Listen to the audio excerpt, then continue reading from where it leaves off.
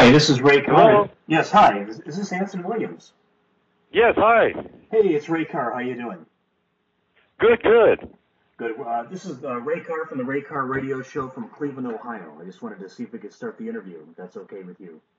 Absolutely. Okay. 3, 2, 1. Ladies and gentlemen, welcome to the Ray Carr Show. Our special guest is Anson Williams. Anson, welcome to the Ray Carr Show here in Cleveland, Ohio. I thank you for your time. Oh, thank you so much for having me on. I love Cleveland. Cleveland's a great town. Anson, have you been through Cleveland recently? Not recently. I get to Cincinnati a lot. My uncle, Dr. Heimlich, lives in Cincinnati. Oh, okay. That's about Ohio, yeah. But I used to go into Cleveland a lot, promoting Happy Days and, various events and things like that through the years. Great city.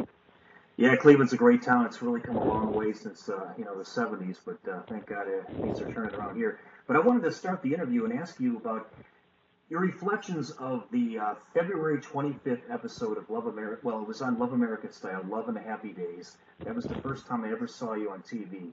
Can you talk a little bit about that and how your role just evolved? Oh, in terms of Happy Days, it's funny. I don't know if most people know that there were 2 pilots to Happy Days. Yes, there were. The first one was the one you saw, Love American Style. It didn't sell. Yeah. And then the second one was after American Graffiti came out and Grease was on Broadway. And then that one sold. But I have an interesting story. I did Mary Lou Henner's radio show yesterday. And Mary Lou was on Taxi, right? Yes. She starred in Grease with John Travolta. Right. And when they came to LA when the national company came to Los Angeles to do Grease, Paramount saw Travolta on stage playing a totally different part than he played in the movie. He played more of the aw shucks guy. Anyway, unbeknownst to me, when he went back to New York, they flew him back out to audition for Potsie. Oh my God. Thank God he didn't get it. Wow. It would have stopped his career. Yeah. Well, but isn't that an interesting story? Yeah, it's incredible. I could never have imagined that. I mean, I was dumbfounded. I was speechless. I mean, that was the. And then he got Vinnie Barbarino on Carr, and the rest is history. Yeah, and that was in 1975. But did you ever think Happy Days would become the icon and one of the greatest TV shows in the history of television that it became? Yeah, no, I didn't know we had a special magic. The scripts were great. Gary Marshall is an amazing, mentor and leader and creator. And there was a special chemistry that was above the page with the cast. There was some magic there. But it's kind of a small world there in the studio. You take a break, you shoot hoops outside the stage. We really didn't have an idea of the power of the show. It caught us by surprise. And it was just one of those rare events of perfect casting with great material and an it factor that just connected with the world. Yeah, I felt that whenever I watched the show, the chemistry between you and Donnie Most, Ron Howard, Henry Winkler, Tom Bosley, Marion Ross, it was almost meant to be.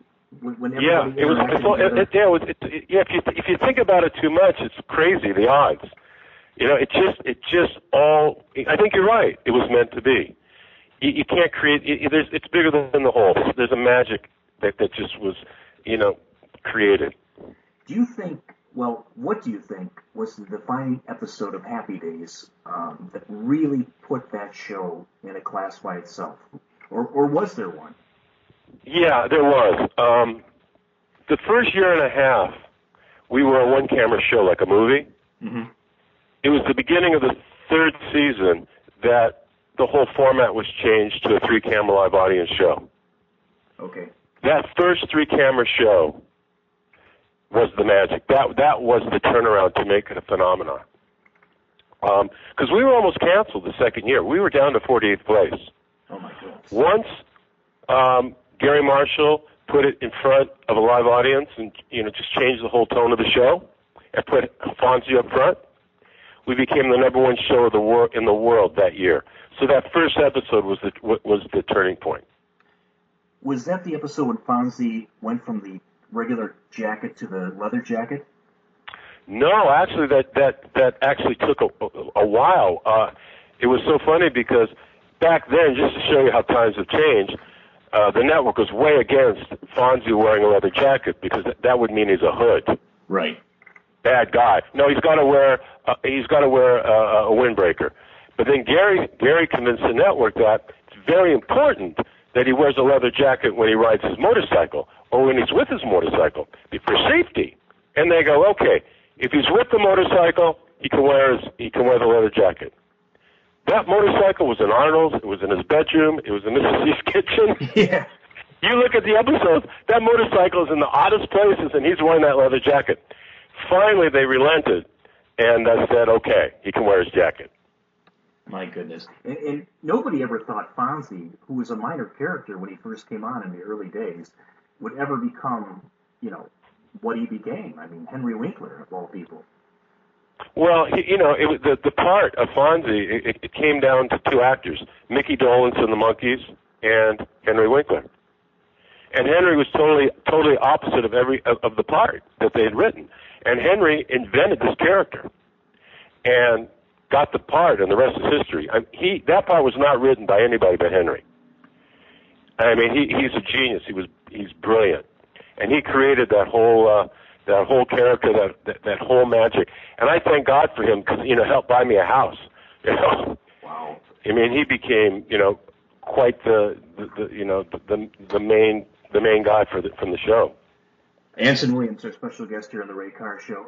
That character, it's amazing. He went to the Yale School of Drama, and he learned he cut his teeth there. And I remember him on a few episodes of Mary Tyler Moore and Bob Newhart. But yeah, you're right. When he came to Happy Days, I don't know where he came up with that character. I mean, he must have done a lot of research, or he could have ad-libbed the whole thing. I don't know. No, he's totally opposite that. He had done a film called Lords of Flatbush before that with Sylvester Stallone, and I think he picked up a lot of that from because he played a hood in it, with a group of other hoods. But that's not Henry. He's 180 degrees opposite that character. He's a brilliant actor, and I don't know. He instinctively, found this guy, Fonzie. Yeah, I mean, sometimes that just happens, Anthony, where you just fall into something that you're meant to be, and this is what you are. Yeah. Yeah, and Gary Marshall's very open, where you're able to to bring a lot to the table. All of us invented a lot of our character, and we were allowed to bring in ideas. We were allowed to be part of the creative process, and I think that helped a lot too. Your character, for instance, to me was very natural. It almost looked like you weren't acting at all. You were just being yourself, and that's why I liked your character so much, because it was very believable, very honest. It was well written, but it didn't seem like you were reading lines. You were being who you were. Yeah, but actually, that really wasn't me. But I grew up. One of my best friends growing up was Potsie, and I literally took his personality and put it in the character. Yeah, it was. I loved it. Let me talk about your book for just a minute. Yes. There are two books. The first one, Singing to a Bullfrog, from Happy Days. No, Bulldog, not a bullfrog. Oh, it's Bulldog. I'm sorry. Of course it is. Singing to a bulldog. Ay, ay, ay. Yeah, singing to a bulldog, from Happy Days to Hollywood director and the unlikely mentor who got me there. Uh-huh. So tell me about that book. I actually haven't had a chance to read that one yet. I've ordered it, so I want to read that one as soon as it comes. Oh, well, it's actually, just to be brief, it's actually paying someone very important in my life.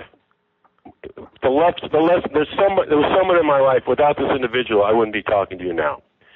And the heroes of your life are not the President of the United States or some billionaire. It's people you would never even think. I was 15 and a half years old. I had a harsh upbringing. My dad, wasn't the type. He was out of World War II, a lot of scars. He didn't make me feel very good about myself. I knew everything I did wrong and nothing I did right. So, and we didn't have any money, so any extra things you wanted in life, you had to get a job. So I'm 15 and a half. I get a job as assistant janitor at Leonard's department store in Burbank, California. And, I I didn't know who I was, and I didn't feel like I was much. I didn't feel like I counted at all. My boss ended up being an African-American man in his 50s by the name of Willie Turner, who was not educated and an alcoholic, but a functioning alcoholic. But this man turned my life around. He was the first man that talked to me, not at me. And he called his janitorial room the talk room. And there were 2 oil drum cans there. And every day when we weren't doing our job, he would talk to me. And he would give me these insightful life lessons. He helped me find me. I found my entrepreneurial abilities. I found what I was about. I found out what I was good at. When I was done with that job, I knew who I was and where I was going. So without Willie Turner, I'd be nothing. So the book, Singing to a Bulldog, is actually 30 life lessons from Willie Turner. There's all these great stories. I got kidnapped by the President of the United States' daughter for a date, kidnapped. I spent a day with John Lennon. I met Elvis Presley in a parking lot. All these crazy Forrest Gump stories in the book that are fun, but each one goes back to the talk room. Each one has a life lesson that ties into that story that's bigger than the story. So when the reader reads that lesson, that story, they're in the talking with Willie, getting the same inspiration I did, getting the same life lesson I did for their life. So they can move forward. They can climb the mountain. Like Willie would tell me, he says, you don't look at the mountain, boy. You climb the mountain. That's who wins. You climbs the mountain and stops getting in the way of yourself. So I wanted to give all this magic wisdom to everybody who reads this book. So basically, it's a book paying Willie forward. Did you talk to Willie after you left the job? Did you stay in contact? He died within a year and a half after I left the job. Oh, that's too bad. From liver cancer. Wow. But this man, I say never, ever judge where you're going to get your answers, where you're going to get your magic. Never judge. This man meant more to me than anybody I met in my life, this janitor, because he helped find me. And he can help, everyone who reads that book can help find themselves, can move forward. It motivates you to move forward. I'll definitely read that because I definitely use help in that department. And the new book, it's not really a book. I mean, I'm one of the writers on it, but it's not my expertise. This book is very important. It's a book to, it's a whole new lifestyle platform that's going to help obesity in this country. That's gonna like help people's lives, and it's more than just a little book. The background of it is, first of all, it's called the Perfect Portion Cookbook, using the 100-calorie count system. And I was in the stores. There's all these 100-calorie count foods. You can't get to the end of them. 100-calorie count popcorn, all these 100-calorie portions, right? Yes. And I was a little overweight. Now, I'm getting up there, and I want to stay healthy. But I'm tired. Weight Watchers, it takes a physicist to understand the calorie count, and the food tastes like cardboard. And I'm thinking, is there a way I can eat what I love, not overeat? Foods I love, but have easy portion control, where I can enjoy my meal, I can have foods I love, and yet I can control my health, and I can control my weight, and still be satisfied, in terms of food. So I went to my business partner, Joanna Cannell, and I, because we own a product company called Star Maker Products. We went to 2 experts, Bob Warden, who you've seen on QVC forever, and Mona Dolgov, who's a expert nutritionist. And our challenge was this. I said, I want to eat what I love and never overeat. But can we do a cookbook where we get the most delicious 150 comfort foods that people love? Apple turnovers, lasagna, French toast, chocolate-covered pretzels, cheesecake. Can we do that? And can we make them a little healthier, but the taste is still tasty? It's just as delicious as anything you ever remembered. But can we make it in perfect 100-calorie portions? So if you make a lasagna, it's 12 perfect 100-calorie portions. So when you have your calorie count, you say, I want 300 calories of lasagna. 1, 2, 3. I want 100 calories of cheesecake. We have 1 full cheesecake. 100 calories. I want it to be the easiest calorie count ever, where you know exactly what you're eating, exactly how many calories you're getting, and foods you love. And it's called the Perfect Portion Cookbook, with the most wonderful, delicious recipes, from chicken pot pies to key lime pie to lasagna to chocolate-covered pretzels The French toast, literally the French toast is delicious. Each single piece, 100 calories. We also have in the book the recommended portion for that particular entree. We'll say meatloaf, blah, blah, meatloaf, chili, 300 calories. Dessert, 100 calories.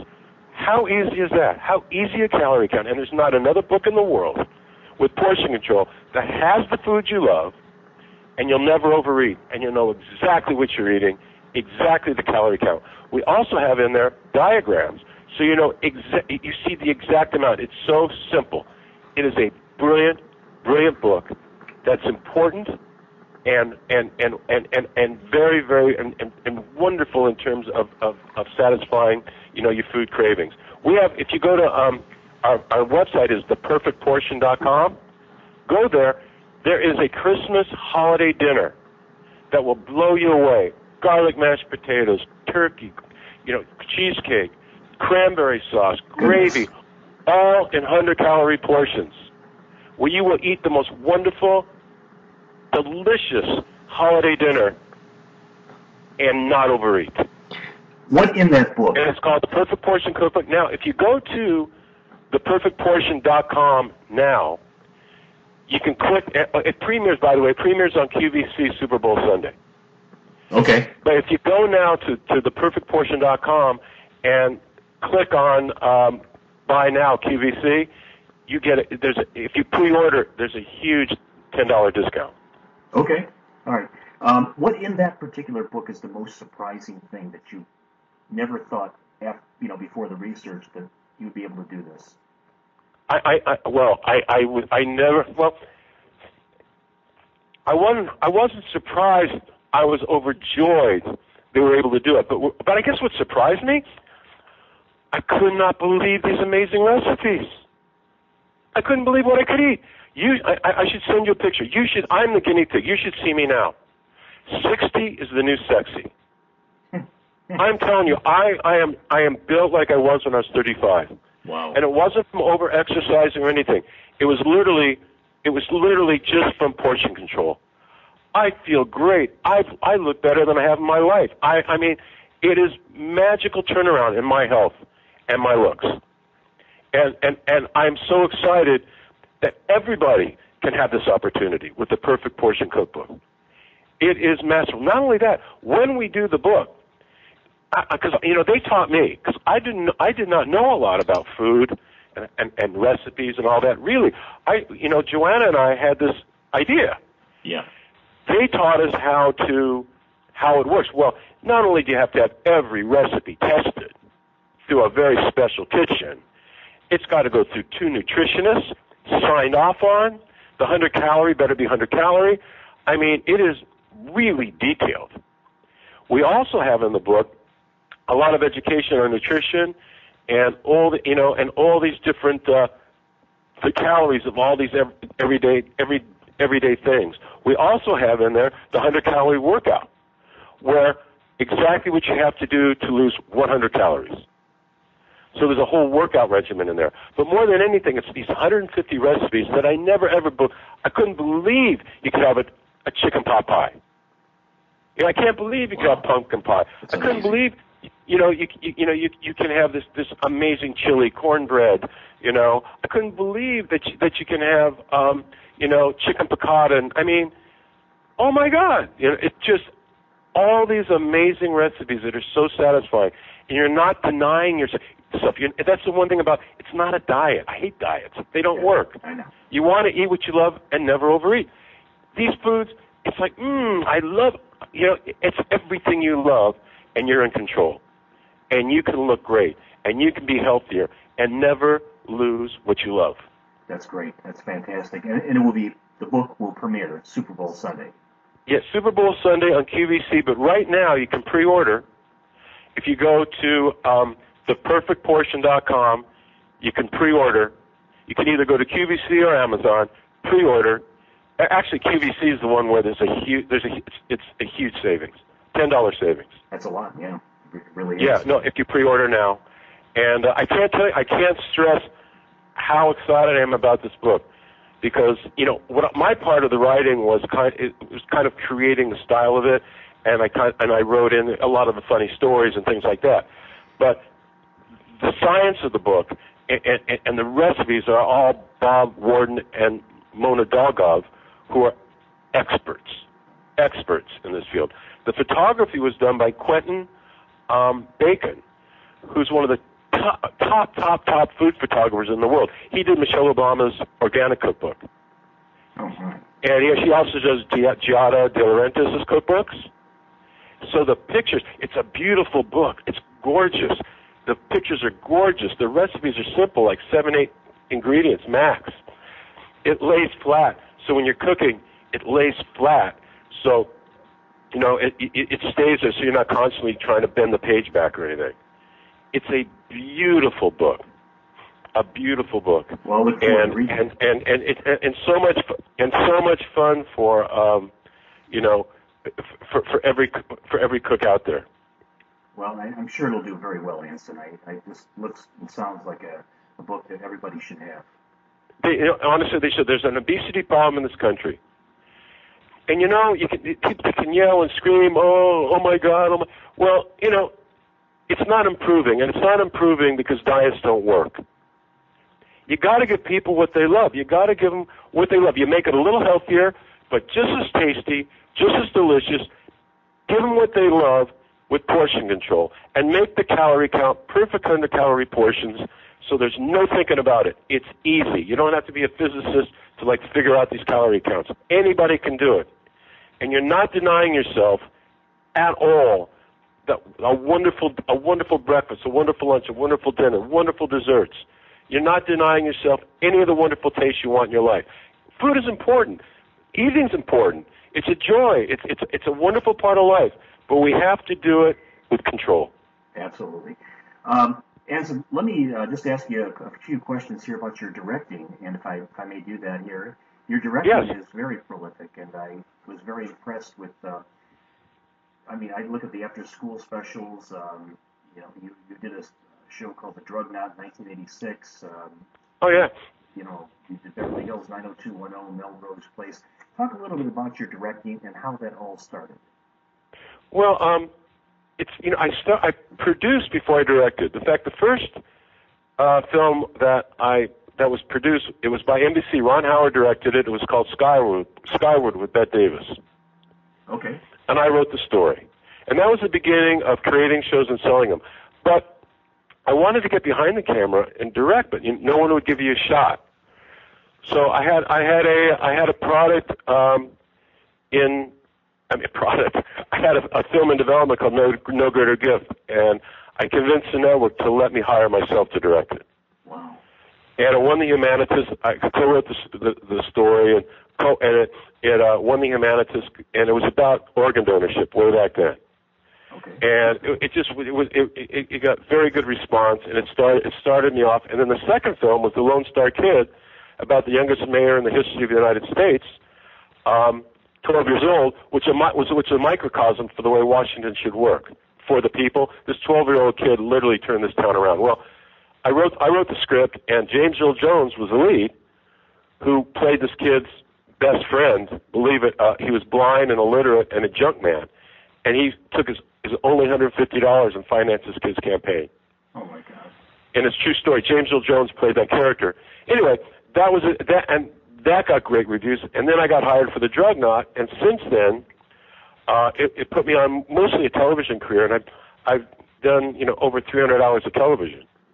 The last show I directed was Secret Life of the American Teenager with Shailene Woodley. I directed like a third of the 100 of them.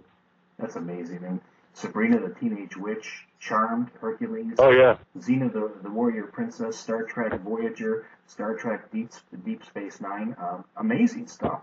Hercules, Profiler, Clueless, 90210, Melrose Place, Charmed. Oh gosh, there's a lot of Steve Bochco shows early on.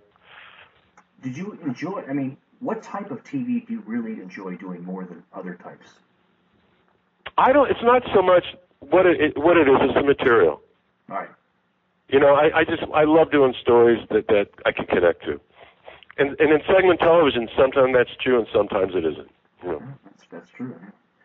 I think Star Trek Voyager and Deep Space Nine, that was a wonderful experience. I mean, very, very strong material. Loved it. I absolutely loved it. And I did a lot of Sequest for Spielberg. Oh, really? Yeah, with Roy Scheider. You work with some amazing people. James Earl Jones, Roy Scheider. Yeah. I mean, what was it like working with James Earl Christopher Jones? Walken. I directed an HBO film he starred in. God, I mean, he's one of my favorite actors. He's a wonderful man. Oh, what a champ, man. What a great guy. He's been around. He's done so many things. And when you're a director, do you just like give the actor a few rules and they just go and do it, or do you just give them the script and don't say anything? I mean, how do you handle that situation? It just depends on the actor. Okay. You know, some actors they come on. You know, if you're going into a series where they already know their character, you know, it's not so much character driven. It's more what we're getting out of the scene. I got it. You know, and just, you know, detailing a few things. If it's an original pilot or an original character in a film or something like that, you talk a lot about character. You discuss it with the actor, but you have to respect the actor. They bring a lot to the table. Mm-hmm. So I will explain just, you know what this character is, what it's going, but then let the actor come in and bring to the table, and from there I adjust. Because I don't want to limit the creativity that he or she's hired for their creativeness, for their bringing to the table a character. Right. That's why they're hired. I respect that. You know, and I will only get in the way when I think it's necessary. It's funny, Ron Howard told me, he said, you know, it took him 2 movies to shut up. Oh, wow. He said, I'd say everything, and then finally he figured out, if I'm casting correctly, don't say anything if you don't have to say anything. Say something if it's necessary. Very well said. So that's pretty much, you know, directing your storyteller, and you make sure you're an orchestra leader, and you're making sure everyone's doing their part. You know, you don't teach an oboe player and a professional oboe player how to play the oboe. No, you might say softer, louder, gentler, you know, but you don't teach them how to play. No, you're right. You hire the right people, then you usually don't have any problems. That's right. Where do you want to go from here? There's so many things you've done, but is there anything out there that you would like to do? Oh, yeah, I just love moving forward. Okay. I love doing what I'm doing. I love the product business. We've been in the product business for 17 years. Great. And now our total focus on the product side, you know, like the Perfect Portion Cookbook, is products that'll be popular and help people. And we have another product I won't talk about it now, but we have another product coming out inspired by Dr. Heimlich Maneuver. Yes. That will save more lives than Maneuver. It's a catastrophic problem in this country and around the world, and we have the answer for it, and we're getting an award for it. But I'll talk about that, you know, down the line a little bit.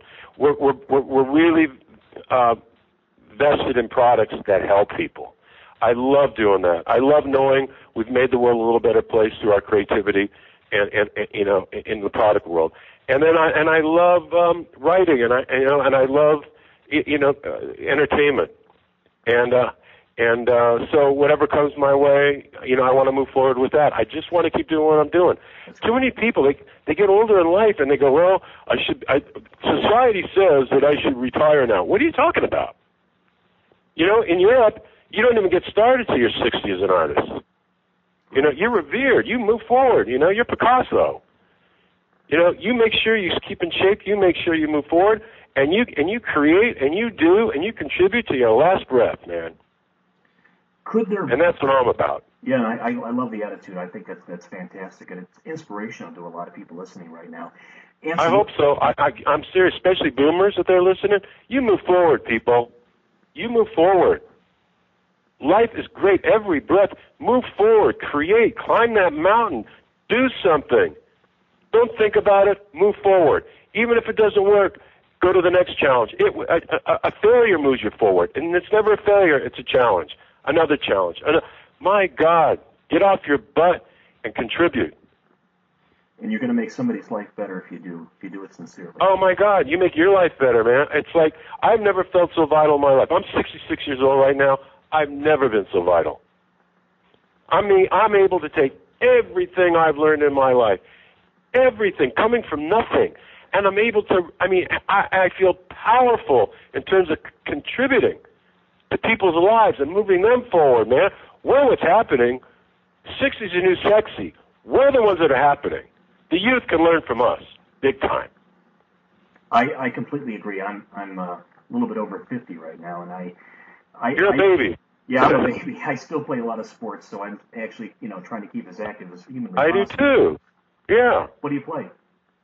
But I just love, playing softball and throwing the football and, Nice. playing soccer with the kids, Moving.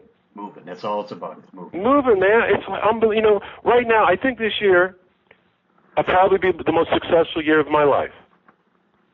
And all of it was motivated by me. By me moving forward. Getting in touch with myself, getting that it feeling, and moving forward with it. Yeah. And it's probably be the most successful year and some of the most creative, important projects I've ever done. And that is all because of a life experience and moving forward today. Everybody can do this, not just me. I'm just a small example of what everybody can do out there. Go find out what you have, not what you don't have. Stop listening to society. Society will kill you. Oh, you're this age. This is where you should be. Get your 401k. Oh, retire. Oh, this. Oh, take this pill. Oh, cholesterol medicine. Notice, take control of your life. Stop listening to society. Stop being manipulated. You are what you think you are. You are what you think. Thoughts, any creation starts in your head, good or bad. And you can either create an incredible cure for something or destroy something, or a weapon that'll destroy something. It all manifests into something. Start thinking positive. Start moving forward. You are what you think. Contribute, and be productive. And stop seeing what you don't have and start seeing what you have. I've got a great story. One great story that really motivated me. Years ago, when I got my janitorial job in high school, I tried for jobs as a dishwasher at the Smokehouse in Burbank. Okay. I didn't get it. But there's a famous story. There was a uneducated Hispanic dishwasher who was very worldly, street worldly, right? Yes. An entrepreneurial. He's washing dishes. What opportunity is there washing dishes? Nothing, right? Right. Wrong. He didn't like the soap. He didn't think they got cleaned up. He created his own soap. No kidding. He brought it into the manager. The manager said, oh, yeah, he used it at the Smokehouse. Cut to, he's a millionaire. Oh, my God. He created a soap for restaurants. What was it called? I don't remember. Okay, but he created his own soap, though. That's amazing. 50 years ago, Wow. He created a soap for... what I'm saying is this young man found opportunity at a sink washing dishes. God. I am saying, see what you have, not what you don't have. There's opportunity everywhere. Everywhere. And a lot of times, that stuck with me, man. That stuck with me. Well, yeah, and a lot of times we don't even realize the opportunity that's in front of us because we have blinders on. We're too far into the forest, to see. You're too far listening to the daily sound bites of what you don't have. You're being run on fear. You're being manipulated to buy this, buy that, instead of just finding out who you are, taking control of your life and moving forward. Just like the Perfect Portion Cookbook. It's like everything you love, but you control your life. Control your count. Right. Take responsibility. Absolutely. And I can't stress that enough. Anson, thank you very much for being part of the Ray Carr Show here in Cleveland, Ohio. I really appreciate that. And before I let you go, could you do a promo for the Ray Carr Show? Sure. Just say your name and you're listening to the Ray Carr Show in Cleveland, Ohio. Okay. All right. Okay. Ready? Yes, sir. Hi, this is Anson Williams, and you're listening to the Ray Carr... I can do it better. All right. Hi there, this is Anson Williams, and you're listening to the Ray Carr Show in Cleveland, Ohio. Thank you, Anson. And listen, when your new project comes about, I'd like to have you back on again and talk about that. Oh, I'd love to. It's very, very important. Is it possible to put the perfectportion.com on your website? It's going to be there. Absolutely. It will definitely that'd be great. And if you go to theperfectportion.com, Ray, I think you'll be very impressed with that website. Oh, I'll go to it as soon as we're done speaking. And You'll see what I'm talking about. Honestly, it's very important to move this stuff forward, honestly, because it will help a lot of people. It will get them off their butt, and it will change their habits. Well, I'll put it on my website, and I'll talk about it, and, I'll try to get a copy of it. I want to read it as soon as it comes out. Fantastic. Thank you so much. Anson, thank you. You're one of my favorite actors, and you've meant a lot to my life throughout, my teen years, and watching you, I really admired your work, and I don't even know how to say thank you, but thank you very much. Oh, no, and thank you for the opportunity to talk about all this. I appreciate it so much. And you're welcome on my show anytime you have anything to say. Thank you so much. I appreciate that. And happy holidays to you and your family. Yeah, have a great holiday. Okay, sir. Bye-bye. Okay.